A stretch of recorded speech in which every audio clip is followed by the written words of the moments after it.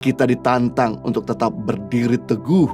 Sebab jika kita tidak teguh berdiri, maka kita akan binasa oleh badai.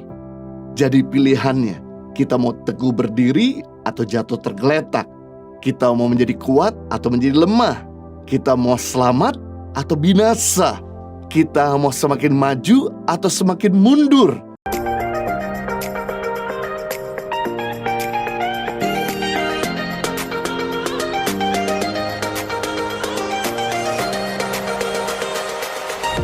Baik, kalau kita semua sedang dengan sebuah judul khotbah, saya berkhotbah dengan tema kuat di tengah badai atau berdiri di tengah badai, teguh di tengah kesulitan. Persoalan dan badai kehidupan tidak pernah kita undang, akan selalu datang dengan sendirinya. Seperti COVID-19 tidak pernah kita undang, tidak pernah disangka-sangka, dia datang dengan sendirinya. Juga dengan berjalan waktu dan bertambahnya usia, biasanya bertambah banyak dan kompleks persoalan tersebut. Nah, kita ditantang untuk tetap berdiri teguh. Sebab jika kita tidak teguh berdiri, maka kita akan binasa oleh badai. Jadi pilihannya, kita mau teguh berdiri atau jatuh tergeletak. Kita mau menjadi kuat atau menjadi lemah. Kita mau selamat atau binasa. Kita mau semakin maju atau semakin mundur. Justru di tengah-tengah badai, tangan Tuhan semakin nyata. Di tengah-tengah badai selalu ada Tuhan di balik layar. Lewat badai akan banyak kesaksian yang kita akan dapatkan. Kita akan semakin naik lebih tinggi, ada di level berikutnya seperti burung Raja Wali. Ketika dihantam oleh badai, membuat Raja Wali tersebut terbang lebih tinggi. Raja Wali kalau nggak ketemu badai, dia akan terbang biasa. Justru karena badai yang men-trigger untuk dia bisa naik, meningkatkan altitude ada di atas badai. Nah, saya mau bagi pada kita semua ada 3 kunci rahasia untuk kita tetap berdiri di tengah kesulitan. Yang pertama, untuk kita tetap berdiri di tengah kesulitan, jangan sungkan untuk minta bantuan, baik kepada Tuhan maupun juga diskusi masukan dari orang lain. Keluaran pasal 14 ayat 10-11 bagian A dikatakan ketika Firaun telah dekat, orang Israel menoleh ke belakang, maka tampaklah orang Mesir bergerak menyusul mereka. Lalu sangat ketakutanlah orang Israel dan mereka mulai berseru kepada Tuhan dan mereka berkata kepada Musa lain sebagainya. Ketika 10 tulah telah menimpa Mesir, Raja Firaun akhirnya mengizinkan bangsa Israel untuk keluar dari Mesir.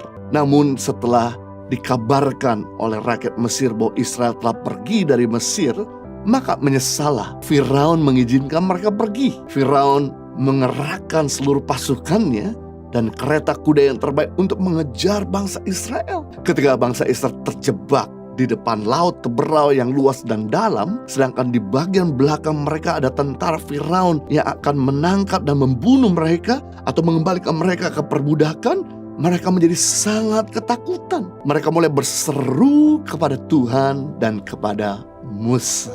Wow, dari cerita ini sedang memberitahu kepada kita bahwa tidak ada seorang pun yang bebas dari rasa takut ketika seseorang sedang diperhadapkan dengan kesulitan. Apalagi kesulitan itu terus-menerus menghantam tanpa henti. Sekuat-kuatnya iman seseorang pasti bisa down.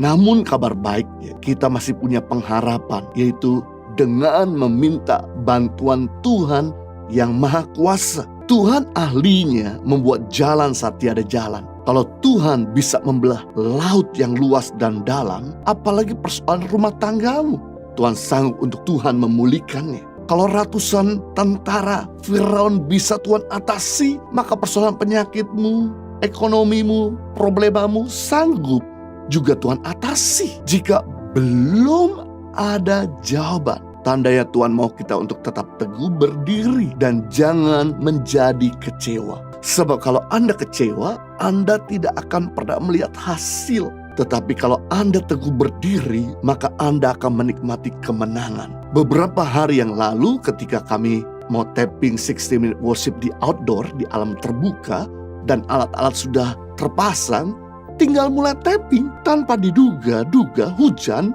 mulai turun. Jadi kami harus ringkas barang-barang elektronik supaya tidak rusak dan agar tidak terkena hujan. Dan kami tunggu kira-kira sekitar 1 jam lebih, hujan juga belum berhenti. Hari semakin larut malam Dan semua besok sudah ada schedule yang lain. Jadi kami tidak mau kecewa atau pasrah begitu saja, tapi kami mulai putuskan untuk berdoa bersama-sama. Meminta kemurahan Tuhan supaya hujan bisa pergi, disingkirkan, dihentikan. Namun yang luar biasa, beberapa menit setelah kami berdoa, hujan betul-betul berhenti. Kami bisa segera setup kembali dan mulai tapping outdoor tersebut. Kami mengucap syukur kalau Tuhan itu mendengarkan doa kami yang tidak berdaya ini. Kalau Tuhan bisa menjawab doa kami, maka Tuhan yang sama juga bisa menjawab doa saudara. Kalau Tuhan bisa menolong kami, maka Tuhan yang sama juga bisa menolong Anda. Jadi prinsipnya, daripada kita tidak buat apa-apa, tidak menghasilkan sesuatu, lebih baik kita mulai berdoa. Jadi ini sebuah prinsip. Daripada kita komplain, marah sana, marah sini, malah melukai banyak orang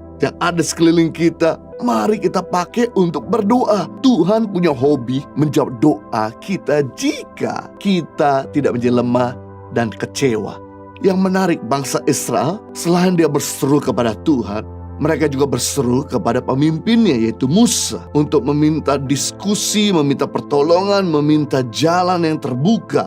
Pengalaman bangsa Israel menginspirasi kita bahwa manusia punya banyak keterbatasan. Kita butuh masukan dari pemimpin yang mengerti kebenaran. Kita butuh nasihat dari orang-orang yang berpengalaman agar kita bisa melewati masa sulit yang sedang menghantui ataupun mengelilingi kita. Ketika awal masuk masa pandemik di Indonesia, membuat Yayasan Tangmang Harapan tidak bisa menjual merchandise secara onsite. Karena merchandise yang kami jual, seperti yang kami pakai ini, itu 100% keuntungan untuk dana pendidikan dan makanan bergizi bagi anak-anak di pedalaman Indonesia. Kami coba menjual secara online di masa pandemik awal-awal tersebut di tahun lalu. Kami gak punya pengalaman dan hasilnya penjualan pun kurang baik. Kami kemudian tidak mau down atau pasrah tanpa buat sesuatu. Kami mulai berdoa kepada Tuhan. Dan Tuhan menunjukkan di hati kami salah seorang anak rohani kami yang masih muda. Dia juga usia lebih muda, tapi track record penjualan e-commerce-nya sangat bagus. Dan kami pun tidak sungkan-sungkan meminta masukannya, bimbingannya. Puji Tuhan, melalui bimbingan beliau akhirnya kami bisa keluar dari krisis. Nasihat beliau membimbing kami, akhirnya kami bisa jualan e-commerce lebih baik. Nah, nasihat orang-orang yang berhasil sangat akan membantu kita keluar dari krisis, membuka cara pandang kita yang sempit, sehingga kita bisa ditarik melihat sudut pandang mereka yang ada di atas. Jadi kita jangan sungkan-sungkan untuk meminta tolong, bantuan, pandangan. Kita gak meminta uang sama orang itu, tapi kali tidak kita meminta nasihat. Kita meminta masukan, meminta bimbingannya, meminta doanya. Pasti mereka dengan senang hati akan bersedia menolong kita. Belakangan ini banyak anak-anak Tuhan dan hamba-hamba Tuhan yang rumah tangganya sedang ribut besar. Mereka ingin memutuskan untuk bercerai. Untungnya mereka ikut Komsel dan mereka menghubungi kami, meminta masukan dari pemimpin Komsel. Puji Tuhan, melalui kerendahan hati mereka yang mau menerima masukan dan mau melakukan kebenaran firman Tuhan, akhir rumah tangga mereka bisa dipulihkan. Usaha pekerjaan mereka pun diberkati Tuhan. Anak-anak mereka jadi lebih bahagia karena orang tua mereka tidak lagi ribut-ribut dan berpisah. Benar, Tuhan selalu memberikan yang terbaik dalam diri kita, tapi dibutuhkan bantuan orang lain untuk mengeluarkan yang terbaik dalam diri kita. Kuncinya, jangan sungkan untuk minta masukan dari mereka. Jangan marah kalau Anda ditegur. Tinggalkan rasa nyamanmu untuk melakukan firman Tuhan. Cepatlah bangkit dan jangan lambat untuk kita berada dalam krisis yang sama. Biarlah kita bisa keluar dari badai ini seperti Raja Wali. Kita gak minta untuk tengking atau menyingkirkan badai, tapi paling tidak kita bisa belajar seperti Raja Wali mengendarai badai yang sedang menghantam kita. Saya percaya kalau Tuhan bisa mengutus siapa saja untuk menolong kita, tapi kuncinya kita harus bersedia untuk mau ditolong, untuk mau dibimbing, untuk bisa melakukan firman Tuhan. Maka Dia akan membantu kita keluar dari krisis dan kita bisa menikmati kemenangan.